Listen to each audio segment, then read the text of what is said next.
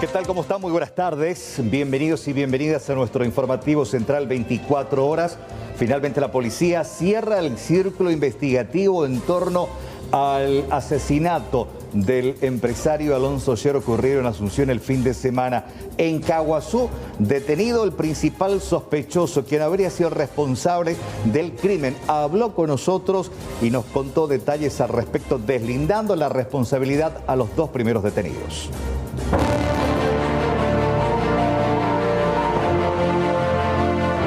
Todos me conocen que soy una buena persona y los hechos tienen su motivo. ¿Vos no negás haber cometido esto? No. Creo que fue las 10:30, 11 de la noche. Fernando Formini no tiene nada que ver para traer el auto. No. Y ya pasó lo que pasó. No podemos hacer nada.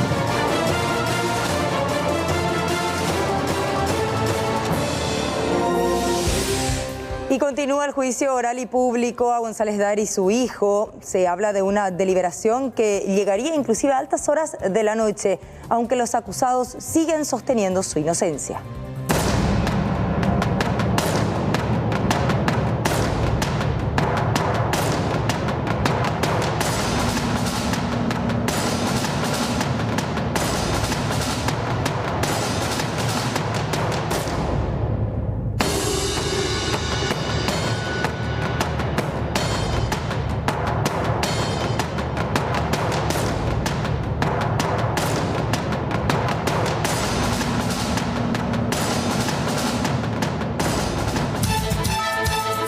Y van a continuar las movilizaciones aquí en Asunción y en varios otros puntos del interior de la República, tanto de parte de camioneros, campesinos e indígenas. De nada sirvieron las reuniones realizadas en el transcurso de esta tarde para destrabar estas manifestaciones.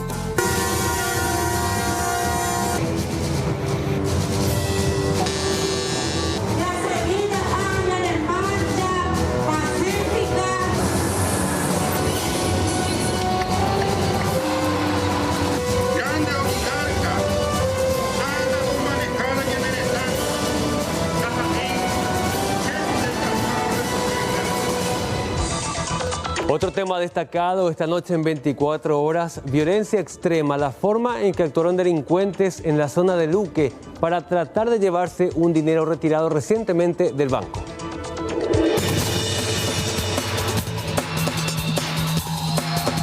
La víctima mencionó que se fue a las horas de la mañana a retirar un monto, una suma X de dinero.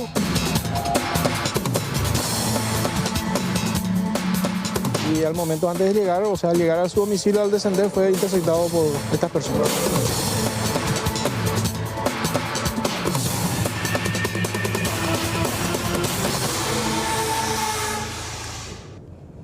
Vamos con el desarrollo de la primera información porque la Fiscalía de Luque recibió este fin de semana dos denuncias de abuso sexual en mujeres.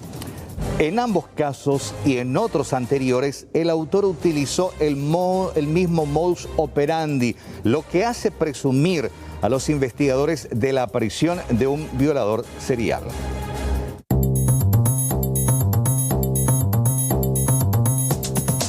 En las inmediaciones de la avenida Corrales de la ciudad de Luque, estaría acechando a mujeres, un violador serial, quien busca preferentemente a damas que trabajan en horario nocturno, con necesidad de llegar a sus domicilios y ante la ausencia de buses, a esas horas aceptan que el hombre, que se muestra amable y preocupado, las lleve, según explicó la fiscal Mirta Ortiz. Usted entenderá que este Ministerio Público tuvo una denuncia de parte de una persona quien había sido atacada sexualmente por una persona de sexo masculino, quien se desplaza a bordo de una moto tipo cobrador y les invita a las víctimas a subirse con ellas, ya que se aprovecha de las personas que salen a altas horas de la noche de sus lugares de trabajo, y en ese momento posterior a ello, quienes son invitadas, estas asumen, suben con él y posteriormente realiza el acto sexual con ellas.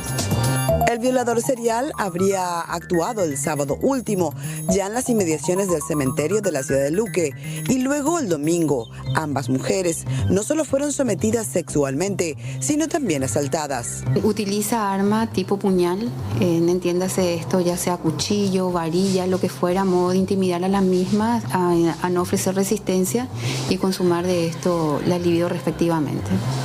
¿Llega a hablar en algún momento ya posterior al acto cómo es para liberarlas después? Y la deja abandonada a su suerte.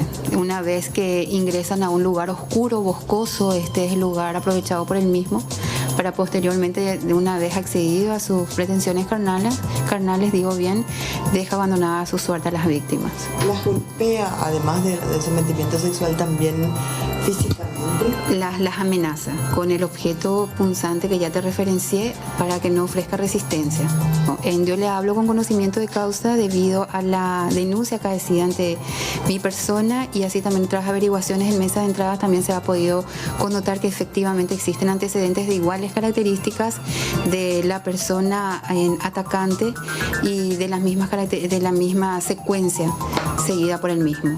El violador serial sería un hombre de cutis moreno, corpulento, de más de 1,70 m, y su motocicleta sería de color oscuro, tipo cobrador.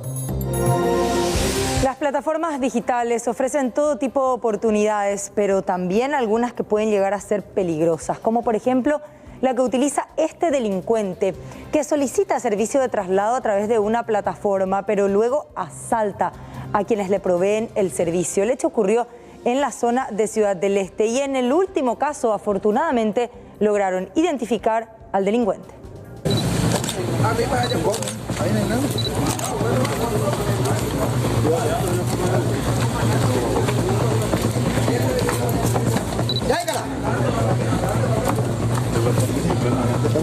Hola amigo, ¿qué tal?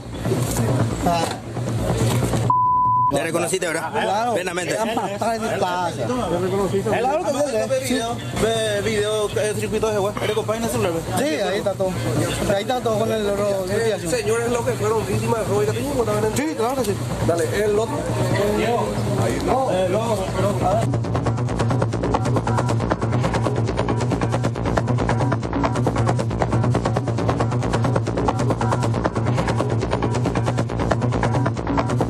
Agentes de investigaciones de la Policía Nacional aprendieron a una persona sindicada de haber asaltado a punta de arma blanca a un conductor quien trabaja en la plataforma de transporte Uber, según explicó el subcomisario Juan Morel. Se pudo aprender a este ciudadano que es reconocido plenamente por la víctima, ya está comunicado internamente para el Ministerio Público. Asimismo, se procedió a la detención de esta persona mediante compañeros también de la víctima que justamente pudieron capturarlo. Asimismo, esta vez nuevamente este ciudadano, el aprendido, había solicitado por la plataforma Uber, ¿verdad?, el servicio del ciudadano, y ahí fue que probablemente se pusieron entre todos y fueron como para ver si era el mismo del que se trataba. Claro, lo llamativo de este tema también es que esta persona, la víctima justamente, fue la segunda vez que sufrió todo este hecho delictivo por parte de este detenido. Claro, pero en este caso yo creo que fue otra persona fue que se le convocó para que vaya a hacer el servicio Uber, no precisamente a él, pero a él se le avisó ya que es el mismo número del cual se le estaba solicitando el servicio Uber. El detenido, identificado como Carlos Teodoro Rodríguez, de 43 años de edad, habría vuelto a solicitar los servicios del transporte con el mismo número, pero a través de otra aplicación para cometer otro atraco. Esto alertó al grupo de trabajadores, quienes lo interceptaron para posteriormente dar aviso a la policía. El viaje duró 21 minutos y no es imposible no reconocerlo, ¿verdad?, en 20 minutos. Sí, ¿y él volvió a pedir el mismo servicio del mismo perfil? Creo que cambió de nombre. Viste que el mío fue Juan Carlos y con el otro fue Carlos nomás, pero con otro número. Según el compañero dice que solicitó en zona de mercado y cuando llamó él para llamarle a la persona apareció Amelio asaltante, ¿entendés? Y ahí reconoció el número. Ahí comenzó a alertarnos todo le llevó a la casa donde se le agarró y nos fuimos todos con el compañero y llamamos a la policía. Claro, la pareja no sé si son cómplices, no sé qué son, pero lo que sí que estaba con él. Y no sabría decirte porque cuando me asaltó fue el señor solo. La víctima indicó los pormenores de lo sucedido, alegando que el delincuente contaba con un arma blanca para perpetrar el hecho. Cuando sospeché fue en la zona ahí del semáforo de Pablo Rojas y ahí ya le envié a mi señora la ubicación real para que me esté monitoreando. Y bueno, estábamos viniendo y ahí me dijo acá, me dice, y ahí en la zona del cantera más o menos. Y ahí ya me va a comenzar a apretar con el cuello, el cuchillo con el cuello, ¿verdad? Ahí no hay nada.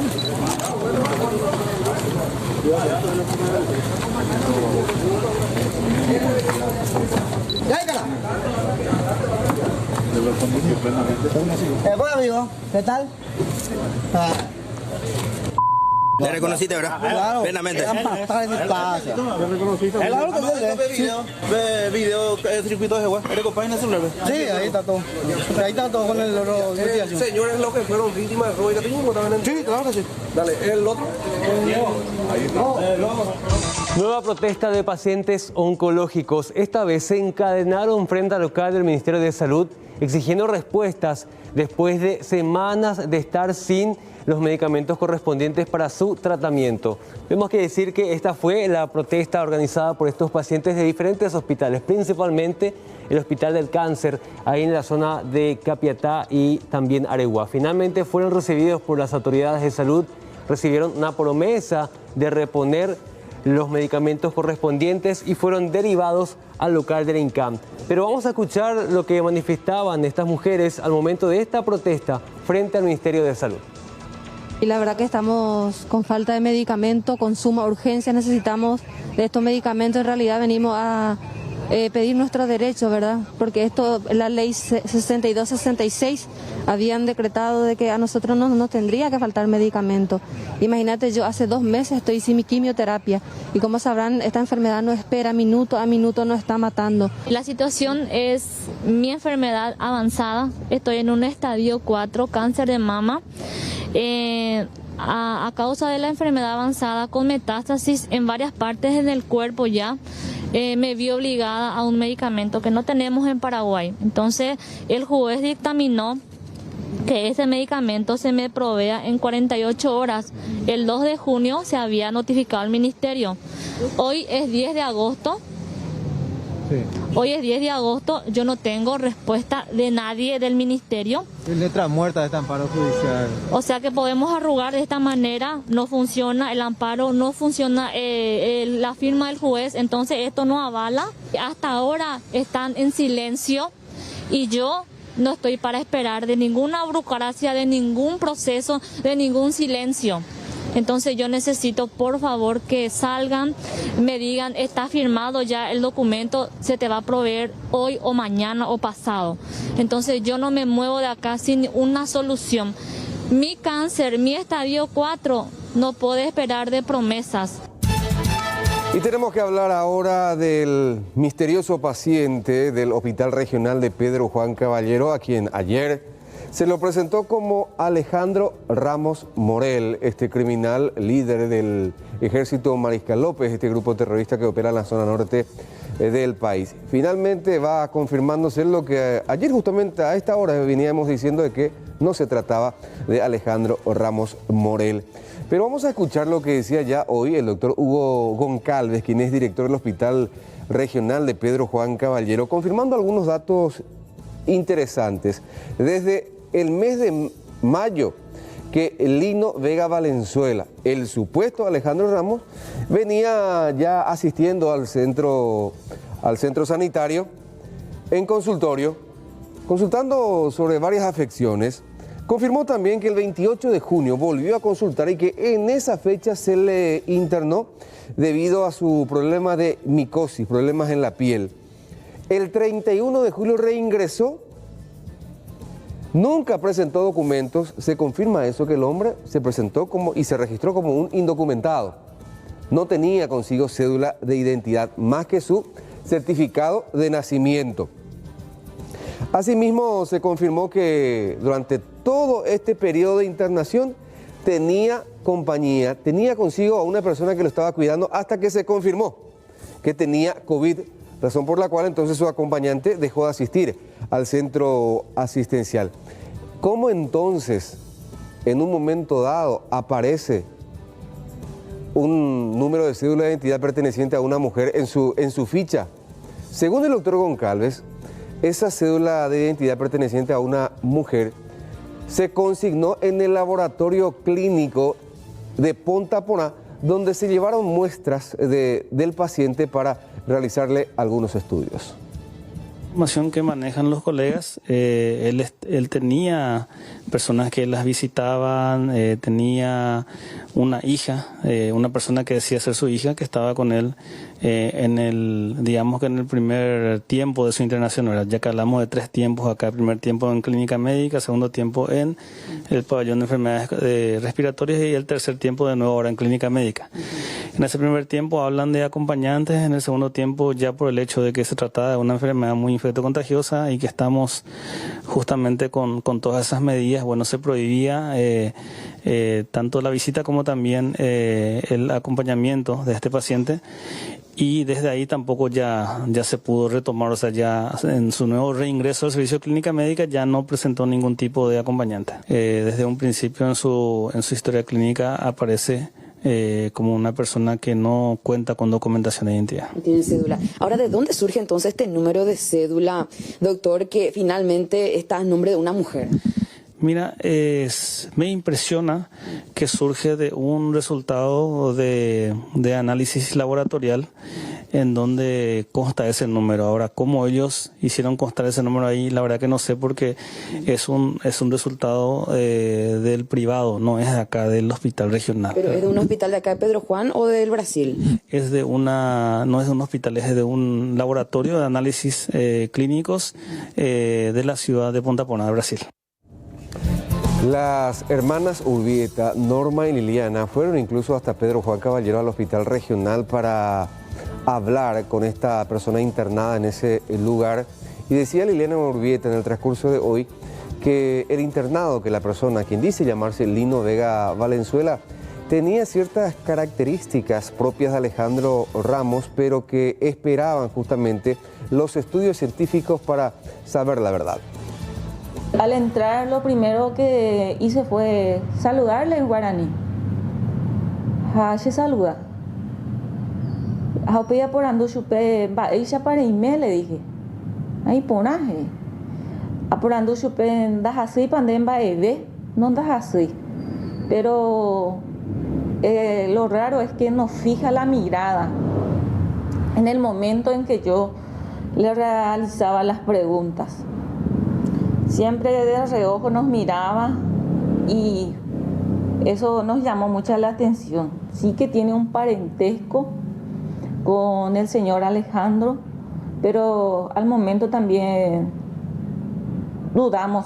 Tiene una semejanza, le parece, pero en el estado en que está muy flaco y eso nos pone otra vez en duda. Es por eso que es mejor aguardar el resultado. La crítica de la policía descartaron que sea Alejandro Ramos la persona internada en el Hospital Regional de Pedro Juan Caballero. Hoy, esta tarde, les trajeron muestras de sangre para los estudios de ADN. Igualmente, esta persona sigue bajo custodia tanto de la policía como de militares de la Fuerza de Tarea Conjunta. Pero también conversamos con uno de los familiares de Lino Vega Valenzuela.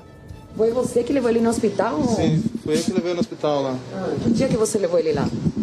A data certa eu não sei, né? Mas mais ou menos foi numa segunda, se não me engano. Eu levei ele, primeiro nós levava ele para fazer tratamento, né? Consulta. E daí pediu para ele fazer uns exames. Daí nós esperamos um pouquinho, fizemos um exame.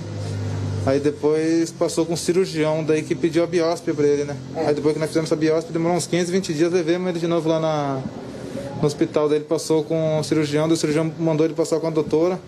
E a doutora que ele passou, não sei o nome dela, né? Mas daí internou ele naquele dia lá.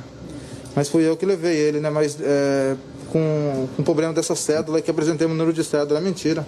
É mentira? Mentira. Vocês não apresentaram nenhuma cédula? Nunca apresentei. temos cédula nenhuma, porque eu que fui toda vez com ele. E de onde que saiu esse número, então? Esse número é da cédula que saiu esse engano, porque esse aí foi meu cunhado, o Ramon, filho dele, que pediu uma declaração, né, hospitalar para levar na firma para poder ficar de acompanhante com ele. E daí eles entenderam, colocou CI lá, acho que é cédula do Paraguai, né? E aquela RG dele brasileiro, RG, o número da RG dele brasileiro, aí que saiu a confusão.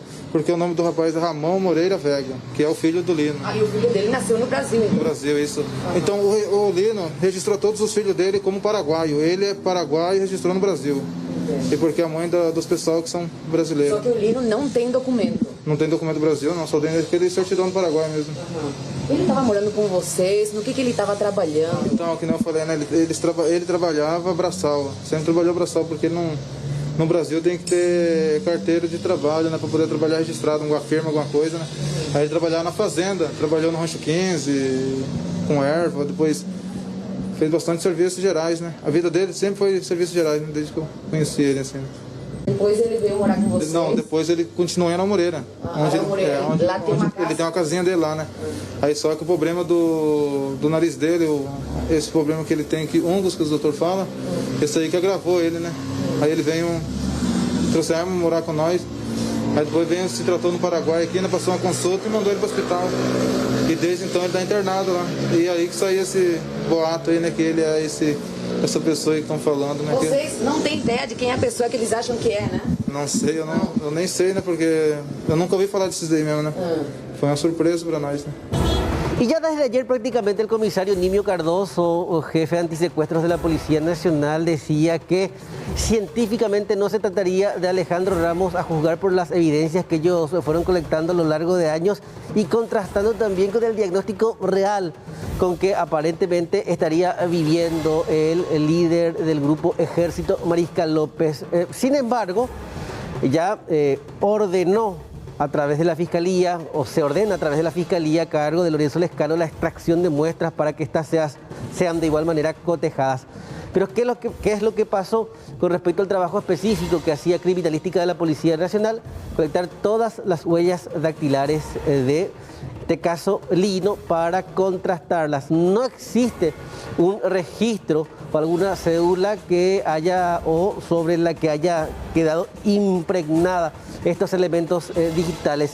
Sin embargo, Alejandro Ramos sí cuenta con una cédula de identidad y en su momento sus huellas dactilares fueron finalmente recopiladas.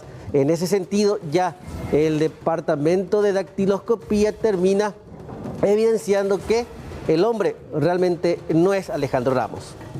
Con los elementos dactiloscópicos, en este caso son las impresiones de las huellas que se habían tomado en el hospital por personal de criminalística, fueron comparadas ya con el sistema AFI y en forma manual también de los 10 dedos, y con eso nosotros concluimos que no se trata de Alejandro Ramos, ya que la persona que está hospitalizada tenemos entendido que no tiene cédula. Entonces Alejandro Ramos sí tiene, y tiene incluso un número de cédula, y tenemos los 10 dígitos con los que ya se comparó y se pudo determinar fehacientemente que no corresponde a esa persona. O sea, esta persona no está registrada en nuestro país, o por lo menos no aparecen registros de él, salvo, y en este caso sí, Alejandro Ramos. Alejandro Ramos sí, esta persona aparece como no cedulada, no descarto otras formas de identificarlo, pero a lo menos con los elementos que nosotros tenemos y con lo que hicimos el estudio y la comparación, determinamos que no corresponde a Alejandro Ramos. Incluso las faciales se hizo ayer, justamente la comparación biométrica, que es de los rasgos de la cara de la persona, y no correspondía. Con todos esos elementos, hoy pudimos determinar en forma ya, como le dije, fehacientemente que no corresponde a Alejandro Ramos. Bueno, fue una jornada muy ajetreada la de hoy, principalmente con las autoridades, tema camioneros, tema campesinos. Arranquemos con el primer sector, que tuvo una importante reunión con la gente de APESA, a ver finalmente qué determinación se tomó allí.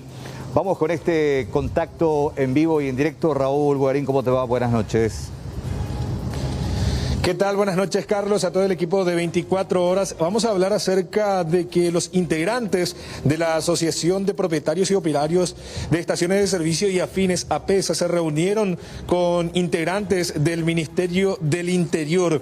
¿Por qué esto? Porque ya no quieren hablar con los camioneros. En principio, ellos se fueron para poder hablar con los representantes en la costanera para por lo menos dejar circular a los camiones cisternas.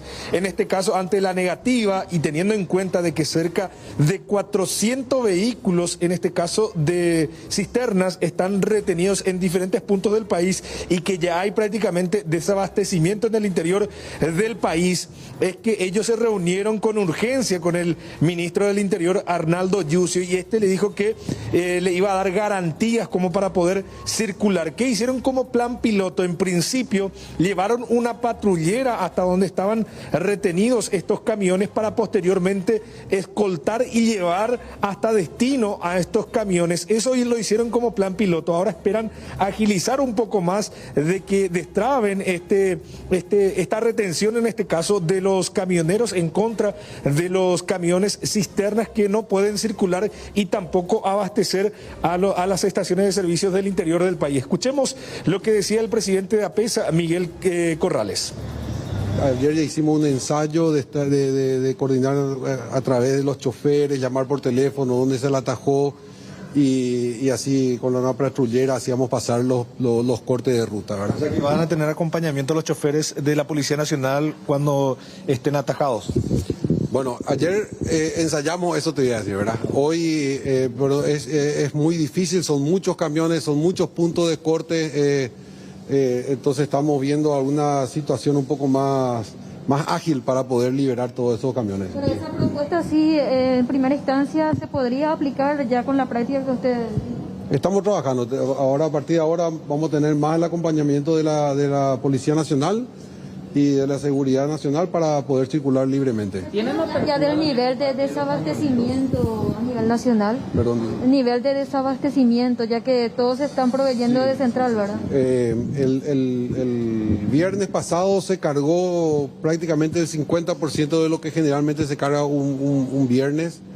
De igual manera no fue suficiente. El lunes volvieron a salir algunos camiones, pero tardan 2 días o 3 días en llegar o ida y vuelta hasta Asunción otra vez. No hay forma de poder generar un stock suficiente para que pueda de vuelta comercialmente abastecer todo el país. ¿Hay algunas localidades que ya están sufriendo la falta de combustible? Todo el territorio nacional en el interior está con dificultades con quiebre de stock.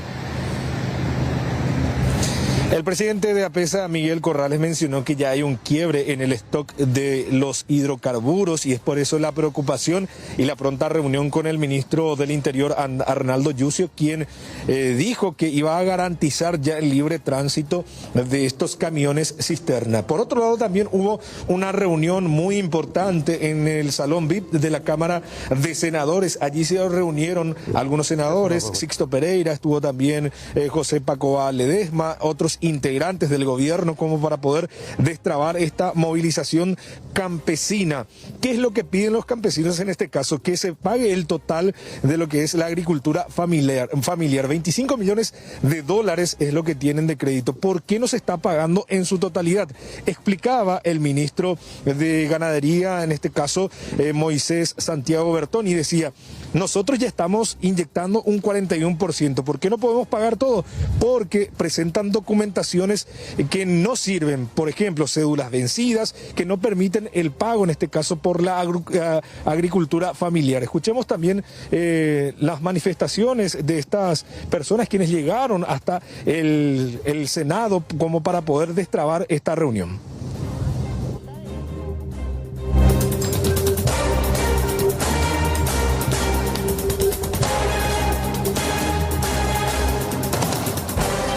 Bueno, parte de lo que el ministro de Ganadería, en este caso de Agricultura y Ganadería, mencionaba es también de que es la falta de documentación, por eso no se está pagando lo que corresponde de la agricultura familiar. También por otro lado reclaman las tierras que ya fueron finiquitadas correspondiente al narcotráfico, 3 específicamente es lo que reclaman, y además que no se dé lugar al desalojo de más de 800 tierras que tienen en el Ministerio Público. Es por eso también que marcharon esta mañana hasta la sede central del Ministerio Público solicitando el cese de estos desalojos previstos en 800 tierras de los campesinos, compañeros.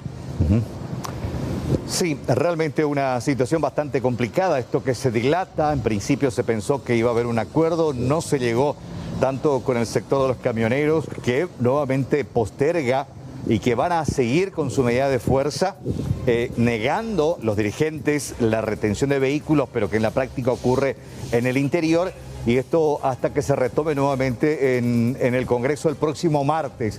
Mientras tanto hay un compás de espera y ojalá que realmente la policía a través del Ministerio del Interior y si es necesario la Fiscalía pueda intervenir y garantizar el abastecimiento no solamente de combustibles sino también de muchos otros productos que están varados ahí en las rutas del país.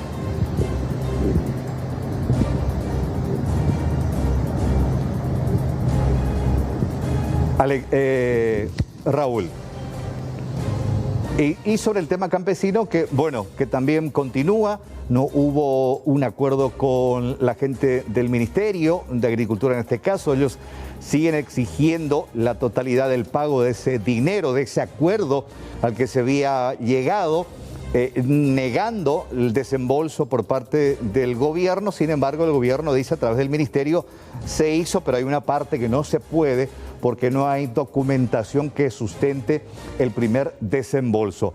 Así está la cuestión en Ciudad Capital, jornadas muy complicadas, principalmente para aquellos que deben de circular por las principales arterias, y esta situación que se va a prolongar durante los próximos días.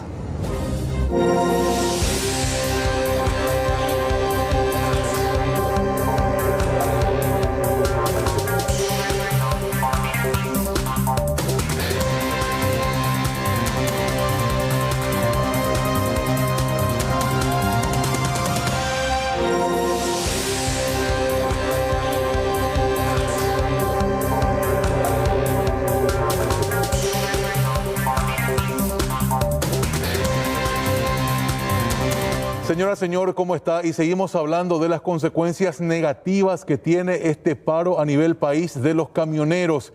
¿Qué es lo que decía hoy en conversación con Carlos Troche, Angie Prieto también, el ingeniero Enrique Duarte, titular de la Unión Industrial Paraguaya?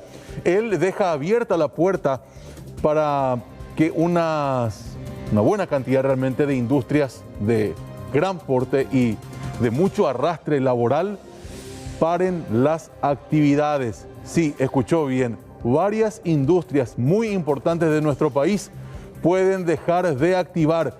Gente puede quedar sin trabajo temporalmente también a raíz de esto que está ocurriendo a nivel país. No hay un número cierto de industrias que pueden cesar sus actividades.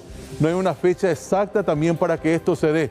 Lo cierto es que ya no pueden aguantar el hecho de que estén parando toda la producción en las distintas rutas de nuestro territorio. A lo que decía en la primera parte el ingeniero Duarte. Hay varios industriales, hay varios comercios muy grandes, varios supermercados mismos, que están analizando, o sea, propusieron, estamos hablando del hecho de poder cerrar por 8 o 10 días, a ver qué es lo que pasa, ¿verdad? Pero no pueden estar en la incertidumbre. Sus materias primas están en las rutas, sus productos terminados están parados en las rutas. En muchos casos hay productos perecederos. En el caso del sector avícola, los pollitos, digamos, no tienen alimento y eso genera un problema de mortandad masiva entre ellos. La industria láctea está con problemas que no saben qué hacer con sus productos. Entonces, la situación es crítica. La situación es crítica, decía el titular de la UIP, y esto se refleja en esta idea de cerrar negocios industrias por lo menos entre 8 a 10 días en principio, toda vez que evidentemente no se llegue a un acuerdo. Lo cierto es que la situación está sumamente complicada a esta altura de los acontecimientos. También Duarte ha dicho en otro momento de la entrevista que ellos no están en contra de las manifestaciones legítimamente respaldadas, sino que están en contra del atropello al derecho de las personas y también están en contra de la violencia que se ha visto también a lo largo de estos días. Específicamente ayer también ocurría algo bastante lamentable con gente que estaba varada en la ciudad de Caacupé. Y lo más importante que ha señalado en la jornada, 30 millones de dólares por día como mínimo es la pérdida del sector industrial como consecuencia del parate o de esta medida de fuerza de los camioneros. Reitero por la importancia, 30 millones de dólares por lo mínimo van perdiendo los industriales. No baja de los 30 millones y más de dólares por día, estimada Angie. Es una realidad. Probablemente la cifra sea bastante más grande. En esto no incluye la construcción, en esto no incluye la exportación, en este número no incluye una serie de servicios y comercio. Ahora estamos hablando exclusivamente de la industria manufacturera. Esto de estar cerrando rutas, de acudir a la agresividad. Ayer rompieron parabrisas. Ayer, te comento, un camión lleno de maíz, le abrieron la tapa trasera y derramó todo el maíz en la zona de Caacupé.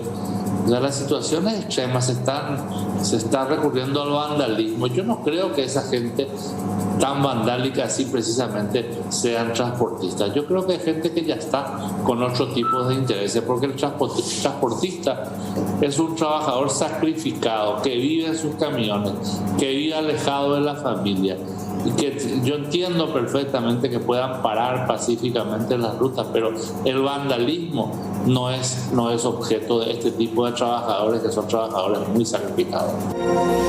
Y con relación a este tema y buscando una salida a esta situación tan extrema, el Comité Técnico que va a analizar la tarifa referencial para el flete ya se reunió hoy. Estamos hablando de trabajadores del transporte, agroexportadores y también representantes del gobierno.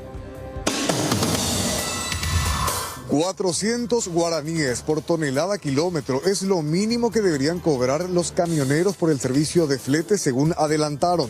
Sin embargo, este monto será fijado luego de las reuniones que han iniciado oficialmente hoy por parte del Comité Técnico que fija el precio referencial del flete.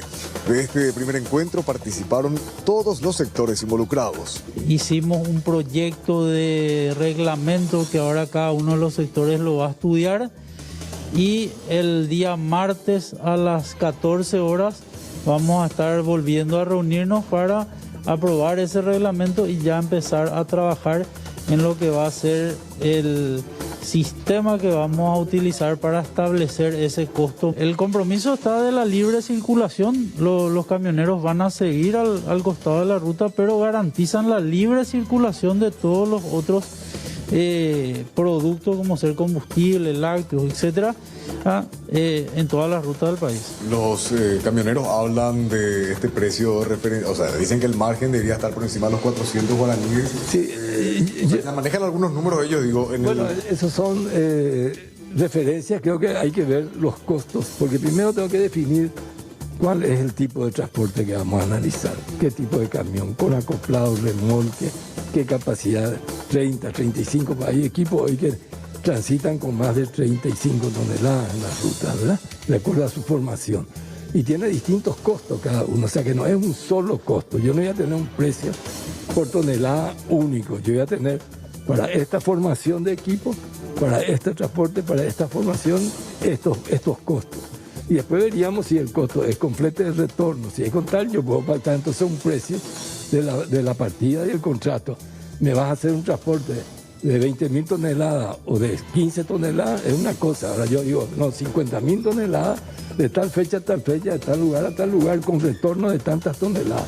Entonces yo veo también mi costo, porque una cosa es volver vacío a buscar carga y otra es retornar con carga de vuelta, ¿verdad? Camioneros, agroexportadores, referentes de la Subsecretaría de Estado de Tributación, del Ministerio de Industria y Comercio y hasta del MOPC forman parte de esta mesa de trabajo. Uno de los primeros planteamientos sería contratar a una consultora privada para que ésta haga los estudios técnicos sobre el costo del servicio del flete. La experiencia ya recogida del Comité de Fijación de Tarifa del Transporte Público, donde en ese comité habíamos justamente contratado una consultora privada, ¿verdad?, donde pueda también establecer estos parámetros y hacer el estudio técnico de una manera totalmente, vamos a decirle, neutra y descentralizada, que pueda presentar al comité. Esa es una de las ideas que propusimos hoy. Y esta idea llevan para estudiar los diferentes gremios, ¿verdad?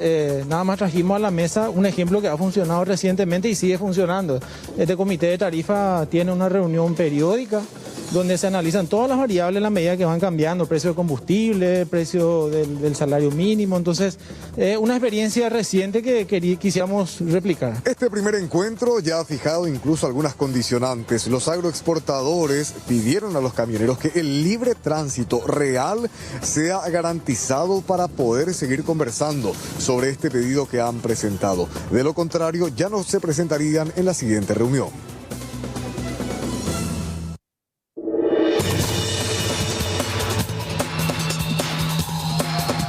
La víctima mencionó que se fue a las horas de la mañana a retirar un monto, una suma X de dinero.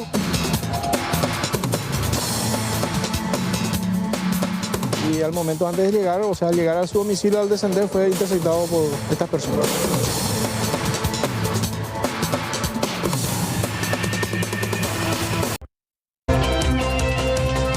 Una mujer literalmente le prendió fuego a la casa de su pareja. Esto ocurrió en la zona de Mayor Otaño, departamento de Itapúa. Todo habría acontecido después de una discusión entre ellos y tomó la mujer esta drástica determinación. Al final quedó detenida.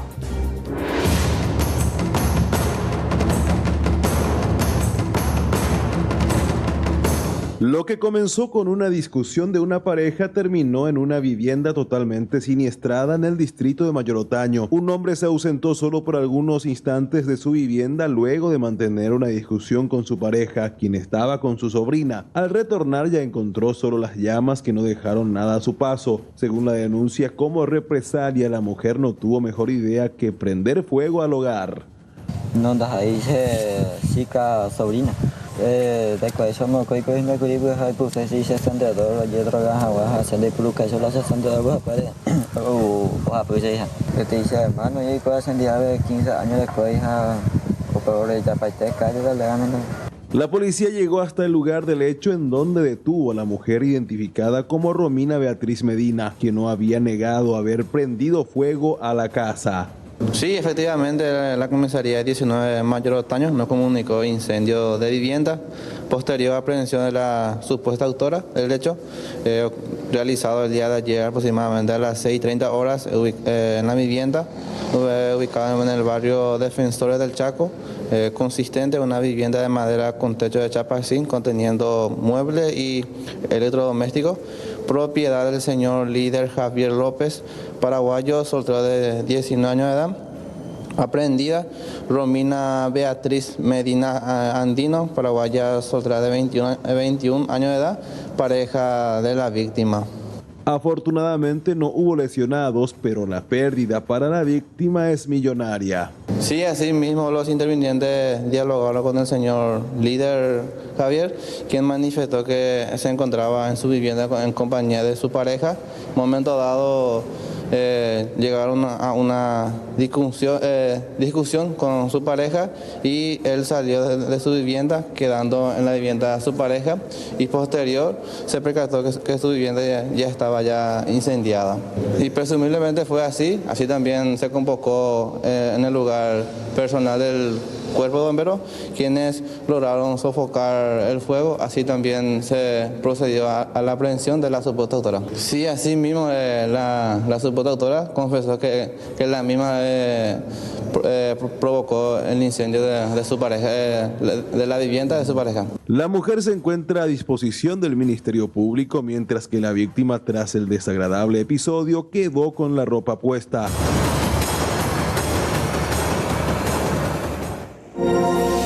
Lamentable realmente esta situación en específico y también muchos otros que guardan relación con violencia intrafamiliar, como por ejemplo, vamos a contarles este caso que ocurrió días atrás en donde hubo un intento de feminicidio. Alexis Amarilla nos cuenta más detalles porque hay novedades sobre el supuesto autor de este hecho. ¿Cómo te va, Alexis? Hola Mercedes, ¿cómo estás? El gusto de saludarte, abrazo para la querida audiencia. Sí, para rememorar este caso, en verdad, este hombre fue acusado por quemar el inquilinato donde residía su expareja. De hecho, incluso la golpeó en reiteradas ocasiones, además de quemarla con colillas de cigarrillo, según la denuncia realizada por la víctima y también los testigos quienes estaban en ese sitio. Por suerte, esta mujer logró sobrevivir. El hombre, muy cobarde, abandonó el lugar y posteriormente, gracias a el testimonio de la víctima, además de otras personas alrededor, mencionaron de que se trataba de Humberto Salchi, un hombre que reside en la zona de Luque y que el día de hoy a las 15 horas aproximadamente se presenta a la comisaría para ponerse a disposición de la justicia. Está con nosotros el oficial segundo Rodolfo Agüero. Oficial, recibieron aquí a este hombre que se presentó voluntariamente, me decía. Sí, muy buena noche.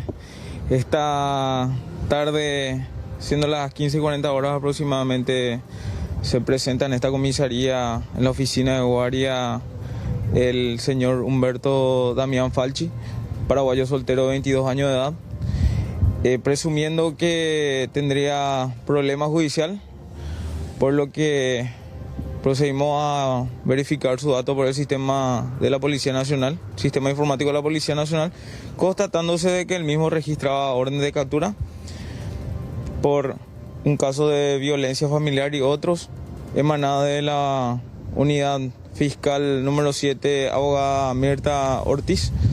Dándose cumplimiento a dicho oficio, el mismo se encuentra detenido en la comisaría a disposición de esa unidad. ¿Mencionaba algo respecto a su situación? No, nada más que el mismo se presentó y diciendo que presumía de que tenía algún problema familiar. ¿Vino solo este ciudadano? Sí, él se presentó solo en la oficina de guardia de la comisaría. Ahora bien, está ya a disposición del Ministerio Público. Sí, el mismo ya se encuentra detenido en el albergue transitorio de esta comisaría a disposición de la unidad fiscal número 7. ¿Todavía no fue a declarar? No, todavía. Mañana, en el transcurso de la mañana, sería llamado para que vaya a declarar. Gracias, oficial. A ustedes. Esta es la situación, Mercedes, audiencia de este ciudadano, en este caso identificado como Humberto Falchi, aquí residente de la zona de Luque, que se presentó a ponerse a disposición de la justicia y mucho tiene que responder ante el Ministerio Público, ante los graves casos en el cual está siendo acusado por un intento de feminicidio, nada más y nada menos, y además también por causar un tremendo daño al inquilinato de esta mujer. Por supuesto, la dueña de este inquilinato reclama también que se reparen los daños que se realizaron en el lugar. Claro, por supuesto, ¿no? Terrible realmente esta situación. 22 años el joven acusado de ese nivel de violencia, quemaba con cigarrillo a la pareja, según la denuncia de la víctima, que afortunadamente se encuentra bien. Gracias, Alexis. Un abrazo, hasta luego. Se dio por detenido, estamos hablando de un hombre que era buscado por intento de feminicidio. La casa donde vivía la víctima quedó prácticamente inhabitable. Ahora tiene que buscar recursos para poder nuevamente comprar las cosas que estaban en el interior de su vivienda.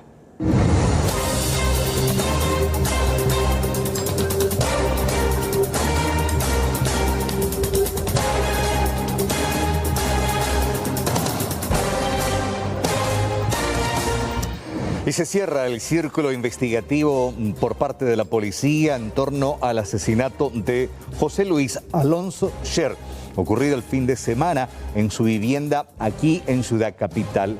En la zona de Caguazú fue detenido, capturado un joven También la policía rescató algunas evidencias que lo vincularían con este hecho y lo ubicaría a él junto a otros 2 cómplices en la vivienda de la víctima.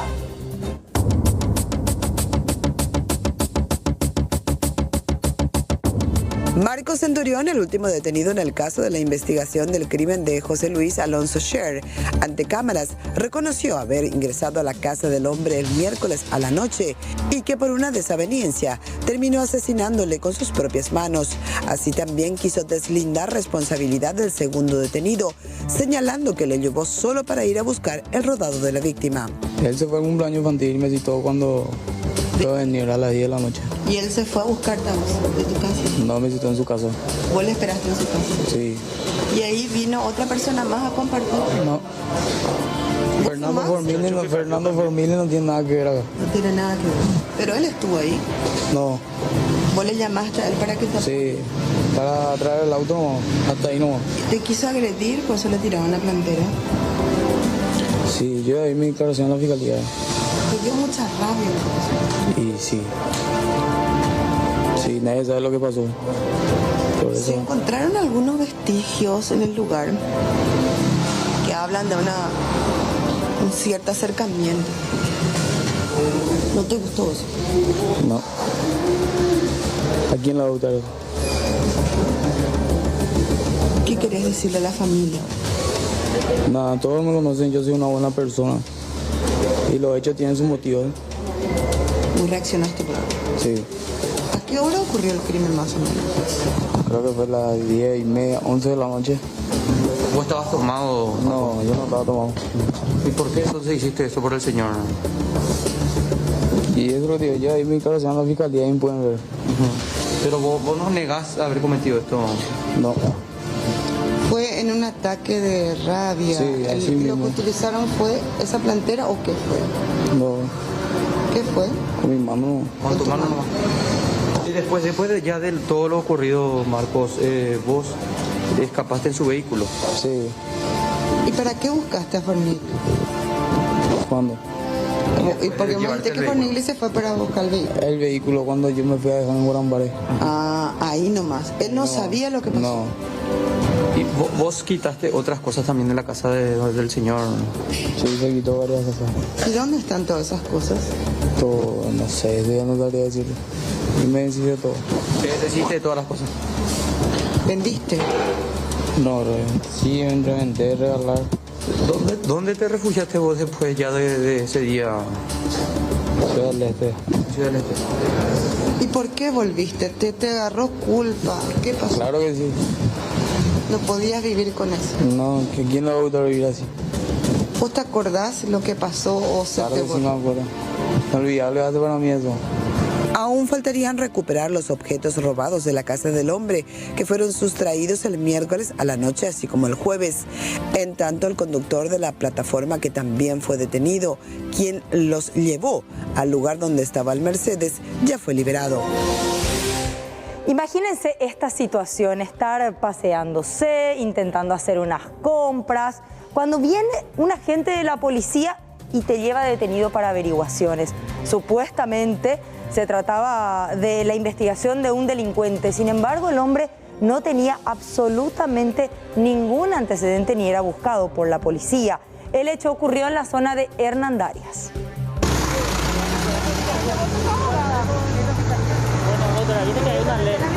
Doctora, hay una ley sobre lavado de dinero, vamos a contar si es que no sobrepasa esa ley lo que se establece, por eso no pueden entregar a él, va a venir la fiscalía. Pero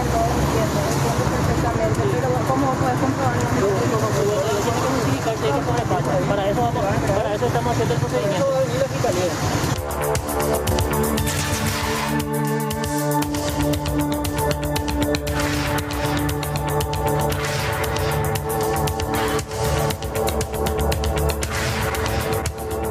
Llamativo procedimiento desde todo punto de vista, realizado por agentes de la comisaría Quinta de Hernandarias. Un comerciante que se encontraba de compras en un local fue abordado por los uniformados y llevado a la fiscalía. supuestamente porque el mismo tenía mucho dinero en el interior de su rodado. El hombre fue verificado, incluso hasta el calzado no encontraron absolutamente nada en su poder. El mismo se indignó de la manera que fue tratado por segunda vez por la policía. ¿Por qué no te revisan de esta manera? No sé, hermano. No sé. ¿Qué te dijeron cuando te abordaron? ¿Qué te dijeron? Nada, y que querían revisar el vehículo y nada más. ¿Que parecía muy sospechoso? No, nada. Nada que ver, no sé realmente qué es lo que pasó. ¿En qué lugar te abordaron? Ahí enfrente mismo de la venta de bebida del Gato. ¿Estabas paseándote? ¿Qué estabas haciendo por la zona? Estaba saliendo ahí de una casa ahí. ¿No encontraron lo que buscaron por vos? Nada, yo no tengo nada. Soy un trabajador, nada más. Tengo gallinería, tengo 50.000 gallinas que ponen huevo todos los días. ¿Y qué pensás de esta actuación así de repente sorpresiva? Y no sé, la verdad que no sé, ¿verdad? A veces la indignación es grande, ¿verdad? Porque pasa cualquier cosa, qué sé yo, ¿verdad? Por lo menos deberían tener mejor información. Un poquito más de tacto. Y claro, ¿entiendes? Para abordar a una persona, ¿verdad? Los intervinientes no dieron explicaciones al respecto, pero surge una pregunta. ¿Qué buscaba la policía?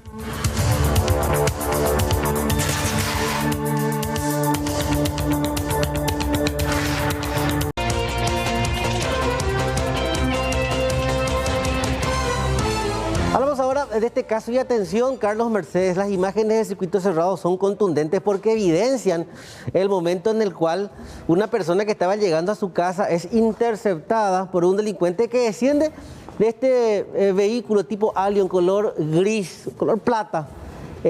Una vez que identifican a la víctima, desciende por la parte de atrás de este camioncito, el auto lo intercepta y este de manera violenta lo somete una y otra vez. Le apunta con el arma de fuego y en todo momento el delincuente le está solicitando que entregue una importante suma de dinero. ¿Por qué? Una primera confusión. Todos creían que la víctima era un repartidor, sin embargo se trata de un electricista, el que conducía el camión era su amigo, había elementos de trabajo en él y habían cobrado una importante suma de dinero por una instalación eléctrica y retornaban a su hogar. Y en este caso hablamos de la casa de la víctima. Es el primer episodio de violencia. Ahí aparentemente le dice que le va a entregar el dinero, aprovecha un momento de distracción del delincuente y comienzan a forcejear de una manera brutal.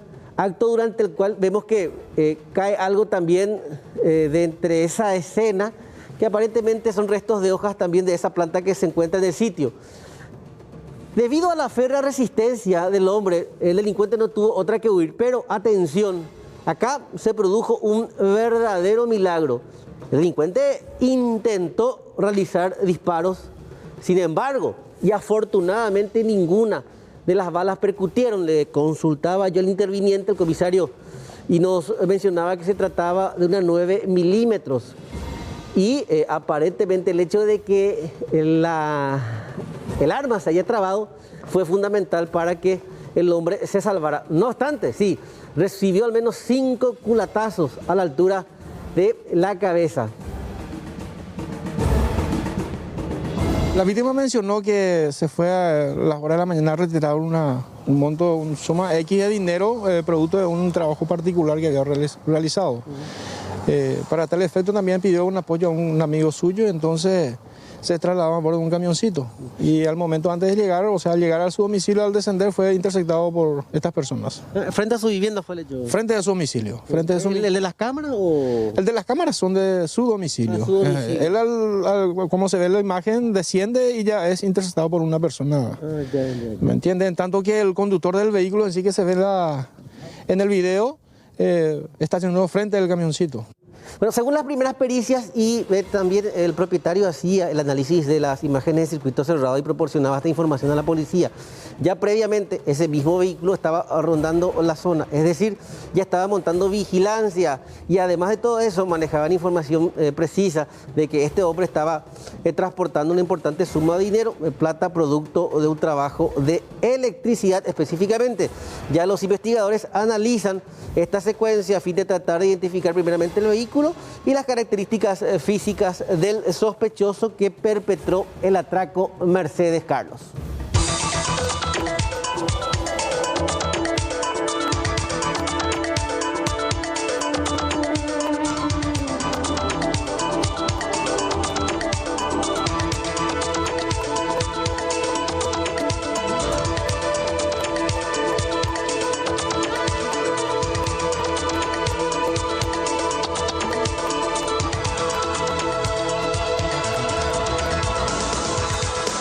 Bueno, mucha atención con esta información porque mucho se especulaba acerca de qué iba a pasar en fin de año con respecto al uso o no de tapabocas. Ahora tenemos un panorama mucho más claro porque lo más probable que suceda, dicen autoridades de salud, es que vamos a tener que permanecer usando el tapabocas en Navidad, Año Nuevo y todo el mes de diciembre, debido a que, bueno, las condiciones del COVID todavía no van a estar como para decir que tenemos una pandemia ya vencida, por lo menos en territorio paraguayo. Previendo lo que pasó en otros países que se relajaron por los altos niveles de vacunación, podemos decir que Paraguay podría evitar una tercera ola, todavía permitiendo y obligando al uso de tapabocas. Todo este año todavía, casi con seguridad, vamos a tener que utilizar mascarillas cuando estemos en espacios cerrados.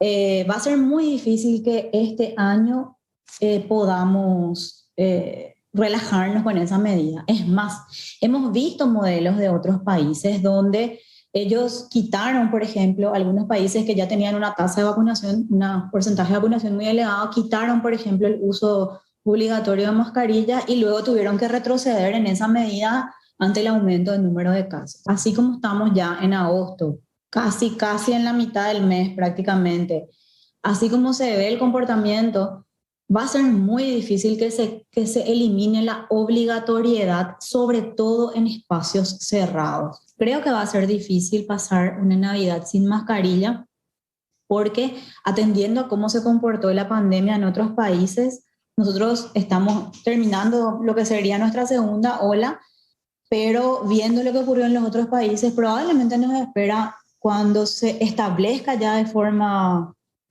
bien distribuida o como se dice, cuando haya una transmisión comunitaria bien establecida de la variante Delta, probablemente volvamos a ver un aumento de casos que podría ser una tercera ola. Bueno, si la gente se cuida y si seguimos aumentando los números de vacunados, podríamos evitar una tercera ola. Pero la gente que pregunta, ¿cuándo se dio la primera y la segunda?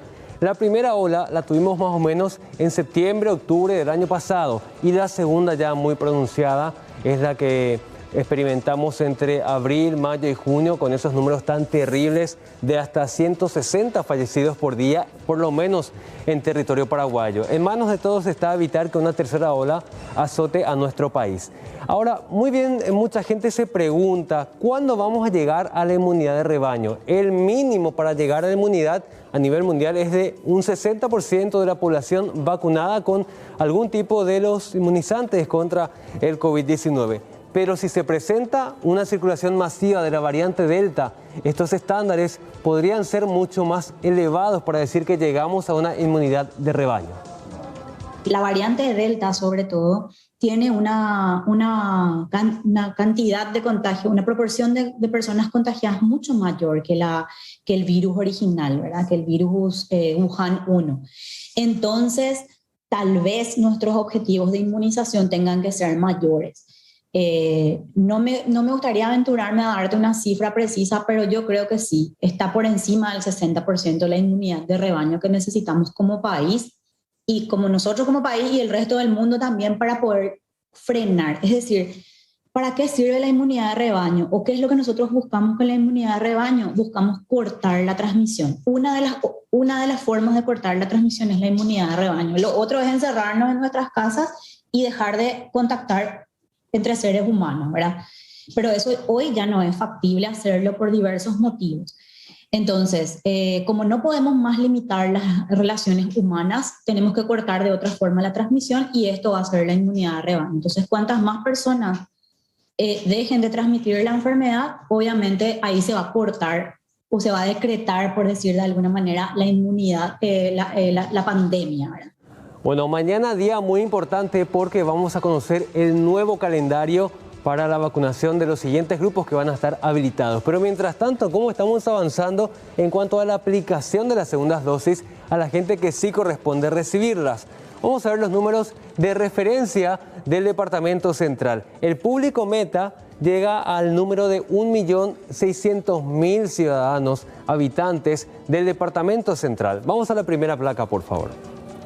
1.600.000 habitantes, es el público meta. Vamos a la segunda para ver la referencia que tenemos con respecto al cumplimiento. La siguiente placa, por favor. Tenemos 900.000 vacunados solamente en el Departamento Central hasta el momento y con segundas dosis 250.000. Con el correr de los días esperemos llegar a empatar y a igualar el número que vemos aquí arriba. El porcentaje de cumplimiento que tenemos a nivel diario oscila entre el 80 y 90%. Escuchemos lo que señala el doctor Roque Silva. ¿Qué tan importante es completar el esquema de vacunación? En los últimos días hemos tenido un descenso de personas que acuden al vacunatorio, ¿verdad? Pero hay que entender una cosa, de que calculando la cantidad de personas que nosotros teníamos que haber vacunado hasta el día lunes con segunda dosis, Central llegó al 92% de lo que debería haber vacunado. O sea, quedaron como pendientes unas 10.000 personas por vacunar. El día de ayer, que fue el día donde vamos a decirle comparativamente, era aquellas personas de 18 a 49 años con enfermedad de base. Central tenía que haber vacunado 13.500 personas y terminó vacunando 10.500. O sea, vemos que un porcentaje más o menos en un 85 a 90% de los que deben recibir su segunda dosis vamos. Pero ese rezago sigue siendo importante, ¿verdad? Porque hablamos de prácticamente en 8 días de vacunación, hablamos de prácticamente 14.000 personas que no recompletaron todavía su esquema. Cuando termine la otra semana, porque la otra semana hay que entender que terminan las segundas dosis, cuando termine la otra semana, ahí nos vamos a dar cuenta de que vamos a tener un tiempo prudencial de aproximadamente entre 15 o 22 días para utilizar todas esas vacunas que tenemos porque están guardadas en heladeras que ya no podemos volver a congelar, ¿verdad? Bueno, y esto es muy importante porque si la gente no va a los vacunatorios a reclamar las segundas dosis que les corresponden y que están garantizadas para estos pacientes, lastimosamente no se va a poder dejar que estas vacunas se pierdan. Por eso es que probablemente se va a aplicar a siguientes grupos. Así que es muy importante acudir en tiempo y forma a recibir las dosis en lugar de perderlas y de que nos digan que ya no tenemos dosis para los inmunizados con las primeras. Muy importante, la gente que se vacunó en el exterior y que desea completar su esquema en territorio paraguayo debe seguir los siguientes pasos. En primer lugar, inscribirse en vacunate.gov.py.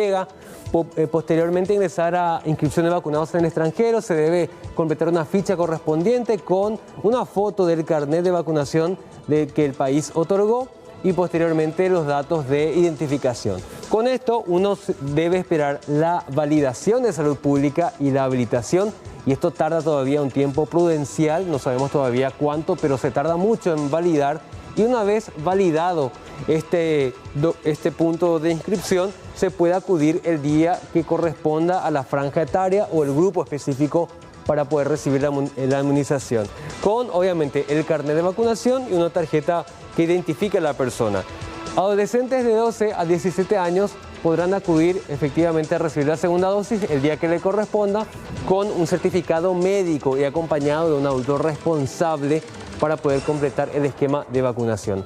Vamos a la siguiente placa para ver cuáles son las vacunas que están en camino. El día de mañana vamos a tener 3 recibimientos muy importantes. La vacuna de Moderna, casi 100.000 dosis, llega a las 5:15 de la mañana. La vacuna Sputnik, el segundo componente, 20.000 dosis, llega a las 20:40. Y la Pfizer, con un número todavía indeterminado, llega cerca de la medianoche del jueves 12, el día de mañana. Vamos a la siguiente placa para repasar más vacunas que todavía están en puerta de llegar en este mes. AstraZeneca, otro lote muy importante de 300.000 dosis, y Covaxin, 500.000 dosis del lote comprado. Amazon, compras que realizó el Estado paraguayo para seguir con la gran campaña de inmunización.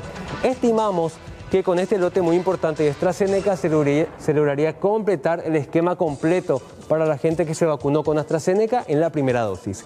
Ahora bien, mucho se discute a nivel mundial ¿qué método médico debe aplicarse a un paciente con un COVID positivo? Hasta ahora esto quedó como indeterminado. Está muy todavía en la nebulosa si se debe usar Remdesivir o algún antiviral específico. Bueno, la OMS ahora aprobó un protocolo especial que va a permitir tener manejo estándar para los pacientes con COVID positivo que requirieran algún tipo de hospitalización. La OMS anunció el inicio de los ensayos en pacientes hospitalizados con 3 nuevos posibles tratamientos contra el virus. Y las drogas son las siguientes, los medicamentos son los siguientes. Artesunate, que es producido por la farmacéutica Ipca, Imatinib de Novartis y el medicamento Infliximab de Johnson & Johnson. El artesunate hasta ahora es utilizado en tratamientos graves de casos de malarias y los otros medicamentos también en diferentes enfermedades que dañan gravemente el sistema inmunológico. Los 3 productos han sido donados por sus fabricantes y fueron seleccionados por un panel independiente de expertos. Con ellos se inicia la segunda fase de los ensayos Solidarity, que en su primera etapa no logró resultados positivos tras probar en pacientes 4 tratamientos.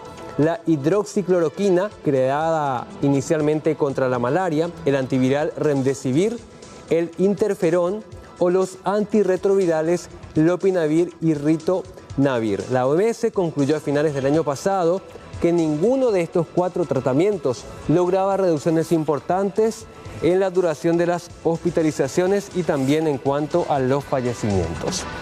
Vamos hasta Alemania para contarles qué va a hacer el gobierno para motivar, para impulsar y presionar a la gente a que se siga vacunando, porque se alcanza un 55% actual de vacunados. El gobierno alemán dejará de pagar las pruebas rápidas de COVID-19 a partir del 11 de octubre para animar a más personas a vacunarse. Sin embargo, las personas no vacunadas aún deberán someterse a pruebas. También se espera que en los próximos meses se levanten las restricciones sobre las personas que han sido vacunadas o que ya se han recuperado del COVID-19.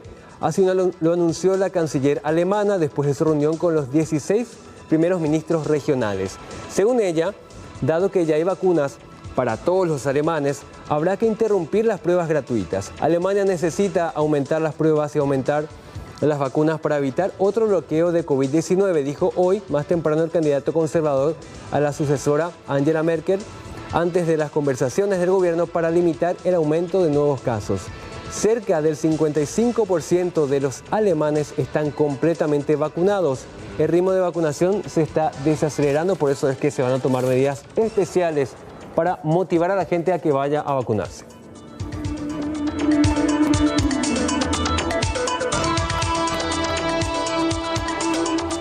Ya fueron identificadas varias personas que estuvieron participando en una gresca en donde terminó como víctima fatal un joven de solamente 18 años. En los próximos días se tienen previstas varias diligencias.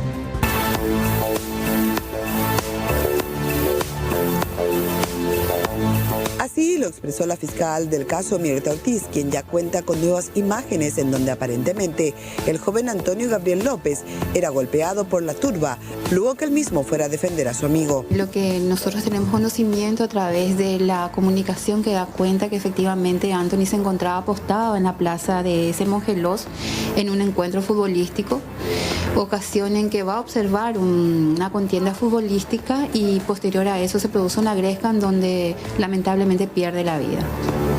¿Tenía algún contrario en ese encuentro o él ingresa fortuitamente nomás a la gresca? Mire, efectivamente no le puedo decir si es que tenía enemigos, porque esto ha sido preguntado a sus familiares. Los mismos manifestaron que efectivamente Anthony no tenía contrarios. El día de la gresca él se encontraba en carácter de espectador, ocasión en que ve que uno de ellos surte ciertos golpes a su amigo, y en esta circunstancia, en este hecho, él va en defensa del amigo y donde se produce la gresca en contra de Anthony, que finalmente causa la muerte. Este Ministerio Público ya cuenta con un listado y también otros testigos han referenciado que efectivamente 3 personas ya han sido individualizadas por parte de esta representación pública, y el día de mañana ya en carácter de indagado se constituirá ante esta sede el organizador del evento. ¿Existen de entre ese grupo que estuvo en la gresca personas que se lo ven más cerca del cuerpo de este chico? Sí, justamente estas personas que serán convocadas, ya que en atención a que no me han proporcionado todos los datos, lastimosamente ya a la fecha no he podido elevar la orden de detención, pero ya en conversación con los de la comisaría estos estarían ahondando para el siguiente acto procesal. 3 serían las personas que estuvieron más cerca de Anthony ese día del hecho, quienes son buscados por la policía, así como aquellos que estuvieron en la mortal gresca y que colaboraron para que los autores huyan. No se descartan allanamientos en las próximas horas.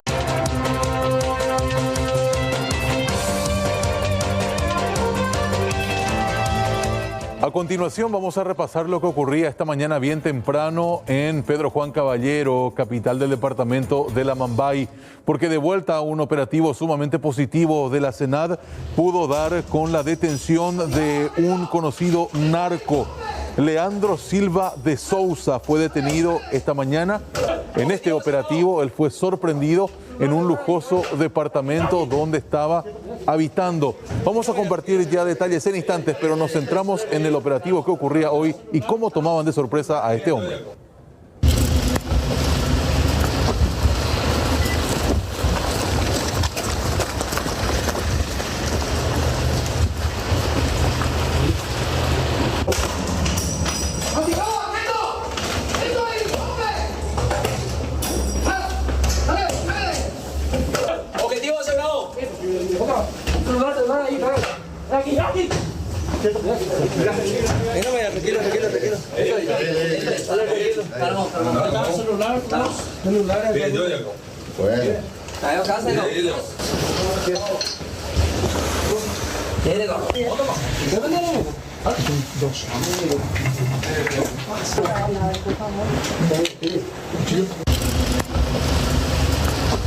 ¿Por qué buscaban a De Souza? Porque desde el Brasil manejan información de que él es responsable de homicidios, varios realmente, y tiene antecedentes también por narcotráfico y lavado de dinero.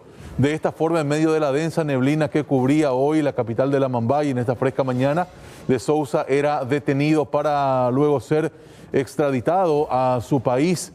Horas de cercanas al mediodía, expulsado, en realidad lo echaron a él, lo expulsaron. Y de esta manera él salía justamente ya de la zona de migraciones, allá en la terraza de nuestro país. Esta persona sumamente peligrosa es un hombre muy cercano al líder máximo de una facción narco denominada Antibala y que trabajaba muy de cerca con el primer Comando Capital. ¿Cuál es el esquema? El PCC y Comando Vermelho, ustedes saben, son las dos facciones criminales más importantes, más famosas, entre comillas, del Brasil. Ellos se valen también de las facciones menores. En este caso, Antibala era una de ellas y estaba también manejada muy de cerca por Silva de Souza, quien tenía idea de gerenciar desde Pedro Juan Caballero el posible envío de drogas y armas en el mercado negro, evidentemente, a Río Grande del Sur. De esta forma, reitero, él fue expulsado. ¿Qué decía Francisco Ayala, director de comunicaciones de la SENAD, con respecto al operativo? Compartimos. Es un operativo interesante para nosotros, era el objetivo principal de esta operación. Bueno, y ahora ya, de acuerdo a lo que disponga el fiscal, podría ser expulsado directamente al Brasil. ¿El fiscal era solamente buscado por la justicia brasileña o tendría también causas en nuestro país? Él no tiene causas pendientes con la justicia paraguaya. Es una persona buscada en Brasil por 2 casos de homicidio, además de sus antecedentes.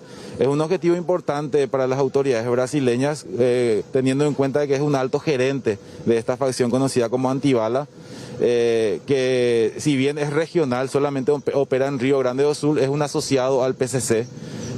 Y estaba en Pedro Juan Caballero con la intención de gerenciar posibles envíos de armas, drogas y coordinar otras actividades ilícitas. ¿Cuánto tiempo estaba aquí en este? No tenemos con certeza esa información. Lo que te puedo mencionar es que hace algunas semanas recibimos la información de que él probablemente se encontraba en territorio paraguayo. A partir de ese momento activamos el seguimiento, la investigación y hace unos días atrás identificamos el posible lugar donde se encontraba y ya en la fecha se procede a su captura. Y en otra información comentarles que dos jóvenes, uno de 21 años y el otro de 24, fueron molidos a golpes en un intento fallido de asalto en un local de cosméticos. Ambos llegaron allí simulando ser clientes, finalmente intimaron con un arma a la dueña a que entregara toda la recaudación. Sin embargo, antes de poder huir fueron alcanzados por unos enfurecidos vecinos.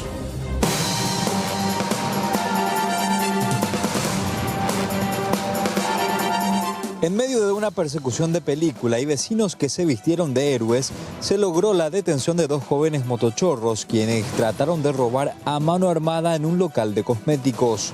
El atraco duró pocos segundos, sin embargo, los vecinos quienes estaban cerca se percataron de la situación y persiguieron a los malvivientes, quienes finalmente fueron puestos a disposición de la justicia. Estaba la señora Herminia, que es la propietaria del negocio, con su hermana, y entraron las dos personas como clientes pidiendo cosas, y de repente nomás ya estaban cerca de la caja.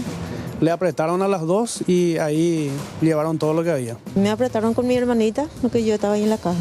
Y eso es lo que me acuerdo. ¿Directamente fueron a la caja? Sí. Y pidieron algo como cliente, entraron. ¿Qué es su local, señora? Cosmético.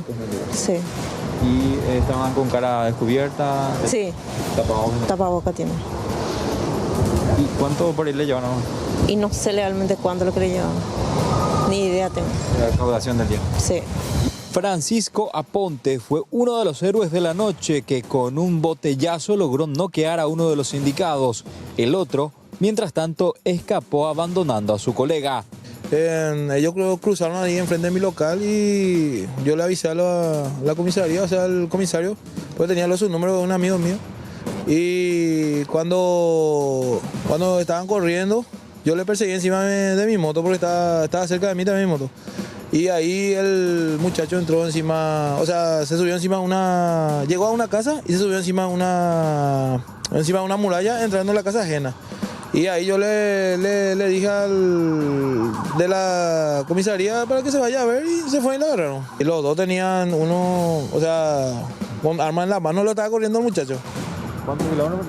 Y 4 cuadros para ahí lo que yo le perseguí encima de mi moto. La policía estaba casualmente por la zona y respondió de inmediato a la urgencia y tras neutralizar a los implicados fueron llevados hasta la comisaría con severas lesiones. Tanto Cristian María Vargas como Jonathan Rodríguez poseen antecedentes por robos agravados y otros hechos punibles, además de tenencia de estupefacientes. Los mismos recibieron una verdadera paliza tras perpetrar este ilícito. Vamos a hablar de economía aquí en 24 horas y vamos a apuntar entre uno de los principales temas a lo que tuvo la actividad económica en el mes de junio, un repunte según el Banco Central del Paraguay que incluso llegó al 6%. Esto tiene que ver con el repunte en cuanto al sector de manufactura, servicios, ganadería y construcción. Compartimos la placa al aire, ¿les parece? Para tener más detalles de la situación. Registró variación positiva del 6.3% la actividad económica hasta el sexto mes de este año. El desempeño favorable de la ganadería, construcción, manufacturas y servicios fue lo vital. Construcción, por ejemplo, creció gracias a ejecuciones de obras públicas y privadas también. Servicios ha repuntado por actividades en hoteles y restaurantes. Servicios de esta forma también aumentaron por presencia en hogares, empresas, comercio y transportes. Y las manufacturas resalta la producción de carne, molineras, panaderías, lácteos, químicos farmacéuticos, entre otros. Así que es muy importante esto y según la proyección del BCP va a ir mejorando la situación. Ayer hablábamos, por ejemplo, de la SEDECO y que vio monitoreando la suba de los precios. El precio de las carnes realmente está por las nubes. Pero vamos a desglosar en la siguiente placa cuáles son los principales cortes que han sufrido una variación, es decir, que pasaron a costar más en tan solo 8 días. La placa nos muestra esto. A ver, la carnaza de primera, la carnaza blanca, del 26 al 30 de julio tenía este precio, 36.575 guaraníes por kilo. Al 2 de agosto trepó a 42.163 guaraníes, con una importante diferencia, a ver, de 5.588, 5.500 guaraníes en tan solo 8 días es la suba para la carnaza blanca. La paleta estuvo a 3.725 guaraníes antes del final del mes de julio. Al arranque de agosto, 40.838 guaraníes por kilo, con una diferencia de 3.113 guaraníes. Vamos a la rabadilla, estamos hablando de cortes de primera. 41.750 guaraníes a fines de julio, a arranque de mayo 50.725 guaraníes por kilo. Esto nos marca 8.975 guaraníes como suba. La siguiente placa, por favor. Vamos a ir hablando de los distintos cortes de carne que, reitero, han tenido una suba bastante importante. A ver, la carnaza de primera, la negra, nos quedamos con 40.575 guaraníes por kilo, costaba en julio 45.938 guaraníes, 5.363 y monedas ha sido la suba. La carnaza de segunda, por ejemplo, a julio costaba 28.175 guaraníes cada kilo, agosto 28.938 guaraníes. Esta es un tipo de carne bastante utilizado en casa de los paraguayos en su mayoría. La carne molida también. Hablamos de la carne molida de primera, es de segunda en este caso, 24.200 guaraníes por kilo a finales del séptimo mes, a arranque de agosto, 26.438 guaraníes, que ha marcado 2.238 guaraníes de suba también. Otros cortes, sí, la costilla de primera, a usted que le gusta el asado, a julio, 20.425 por kilo, 26.450 a arranque del mes de agosto. Ahí está una variación de 6.025 guaraníes. Vamos al vacío, infaltable en las parrillas generalmente, pero como está bastante caro, hoy creo que ya pueden ausentarse. 30.925 guaraníes hasta julio, arranque de agosto 31.813 guaraníes, una variación de poco más de 800 guaraníes. Y cerramos, puchero de primera, vital también para la alimentación, 14.800 guaraníes hasta julio, y vean ustedes, 15.313 en el arranque de agosto. Poco más de 500 guaraníes la variación. Aquí lo preocupante, lo grave, lo llamativo es que se dio esta variación. Si bien no es demasiada en el tiempo, es preocupante. En tan solo 8 días, a ver, la variación más importante la ha sufrido la carnaza de primera, la rabadilla, que llegó a casi 9.000 guaraníes por kilo de diferencia en tan solo una semana. Así está la situación, señora, señor. Muchas gracias por la preferencia, por la compañía en el bloque económico. Hay más temas luego de la pausa. Casi 12 horas de juicio oral y público por el caso en el que se le acusa a Óscar González Daer y también a su hijo González Chávez. Y la deliberación todavía no termina. Estamos allí en este punto. No tiene más detalles. Ale Pereira, ¿cómo estás? ¿Qué tal, Mercedes? ¿Cómo estás? Un cordial saludo también para todos. Y esta siesta culminaba este juicio oral y público luego de 6 meses de juicio contra el ex senador Óscar González Daer y también de su hijo Óscar González Chávez. La defensa presentó este miércoles sus alegatos finales y ya el abogado Claudio Lovera pidió la absolución de la culpa por los casos de enriquecimiento ilícito, lavado de dinero y declaración falsa. También el abogado defensor planteó que en el caso de que el tribunal los halle culpable por alguno de estos delitos, que sea la pena mínima, en este caso solo por 1 año. No obstante, tenemos que recordar que el Ministerio Público, también en representación se encuentran la fiscal Liliana Alcaraz y también Francisco Cabrera, en este caso. Ellos, durante sus alegatos finales, solicitaban 10 años de cárcel y también la inhabilitación para ejercer cargos públicos por el mismo plazo para ambos procesados. Todavía nosotros estamos aguardando, continúa también la deliberación por parte de los magistrados que están compuestos en este caso por Yolanda Morel, Yolanda Portillo y Jesús Riera, y ya en minutos más nos imaginamos que también vamos a tener finalmente lo que dictamina este tribunal de sentencia, Mercedes. Estamos muy atentos a lo que surja desde este punto. Volvemos contigo en instantes cuando la información así lo amerite. Así será. Hasta luego. Extraoficialmente inclusive se maneja un horario a altas horas de la noche. Estamos hablando que a las 11 de la noche se tendría de una u otra manera la lectura del veredicto en relación a lo decidido en esta larga deliberación. Estamos muy atentos ante cualquier novedad. Por supuesto, usted va a estar informado. Vamos a hablar sobre esta noticia y tiene que ver con un llamativo evento de aumento de hurtos de vehículos, principalmente en el departamento del Alto Paraná. Según lo que la policía sospecha, es que esos vehículos robados en diferentes circunstancias son traídos hasta Ciudad Capital. En los últimos días se reportaron 7.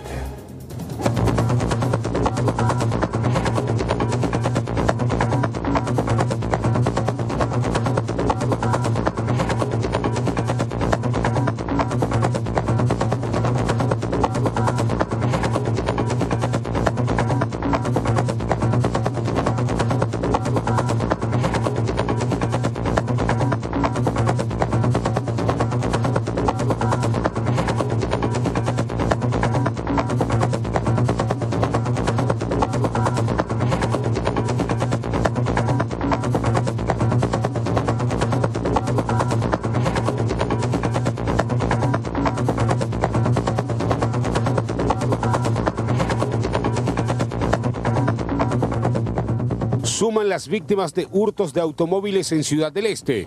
En lo que va de la semana, 7 vehículos fueron llevados por los marginales.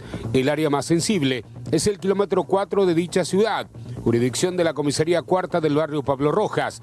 El hecho más reciente se registró frente a un conocido sanatorio y la víctima ingresó para consultar. Al salir ya no encontró su vehículo donde estacionó.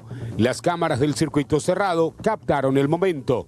Principalmente la línea Chile, de Toyota Corolla, lo que estamos estas últimas semanas están levantando los delincuentes. Y según datos que tengo, son entre ayer y son más de 6-7 vehículos que en esta semana. Solamente un modelo no pasa de ese estilo de vehículo. Sí, y estos son los vehículos que más fáciles de levantar, como se dice, ¿verdad? No tienen las medidas de seguridad que son fáciles de abrir y digámosle, para arrancar para ellos es fácil, principalmente los de Vía Chile. Sospechan que los vehículos son comercializados en la capital del país con documentaciones falsificados o también vendidos para repuestos. Por la experiencia que tenemos, desarmadero muy poco. La mayoría le ponen otros documentos y normalmente lo que se roba acá se está llevando a Asunción a comercializar. Así de esta manera están operando los últimos tiempos. Y últimamente, y por los procedimientos que últimamente estamos haciendo en Asunción, son vehículos que se robó acá en la zona de Alto Paraná. Algunos le ponen documentos y comercializan en Asunción o en otro punto del país. El Departamento de Automotores de la Policía Nacional Regional Alto Paraná hasta el momento no ha hecho ninguna recuperación, a pesar de que hay varias víctimas de este flagelo.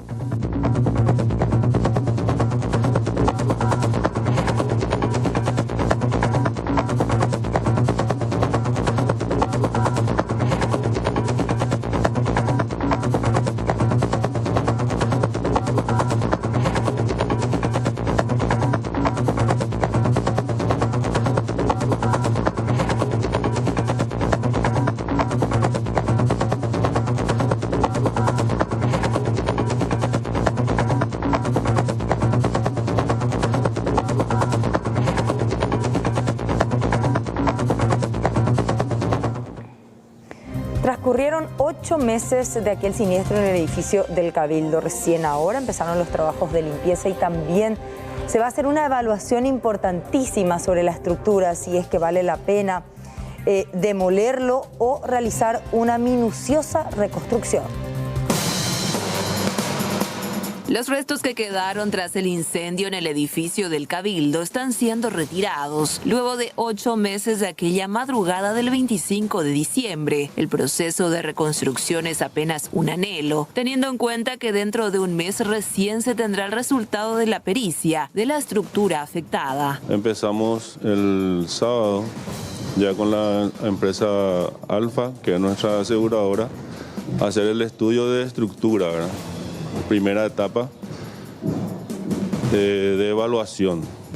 Una vez que se tenga esos informes, Entonces ahí evaluaríamos a ver en qué condiciones está la estructura y para empezar la restauración, ¿verdad? Si es que ese estudio así lo indica, ¿verdad? De hecho, llevó su tiempo la pericia inicial con la aseguradora porque fue un daño bastante significativo, ¿verdad?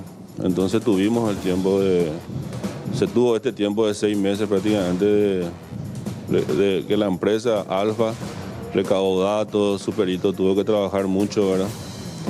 Gracias a Dios culminaron todas las pericias iniciales y ya empezaron los trabajos, ¿verdad? Para el jefe de la Dirección de Prevención contra Incendios de la Municipalidad de Asunción, preocupa la situación teniendo en cuenta de que se trata de un edificio emblemático. Inclusive podría servir para poner en mejores condiciones la edificación de las que ya estaba, ¿verdad? Cuando nosotros ingresamos el año pasado vimos que quizás hubiese sido importante la ubicación de rociadores que no encontramos por lo menos en la inspección que se realizó en el día del siniestro.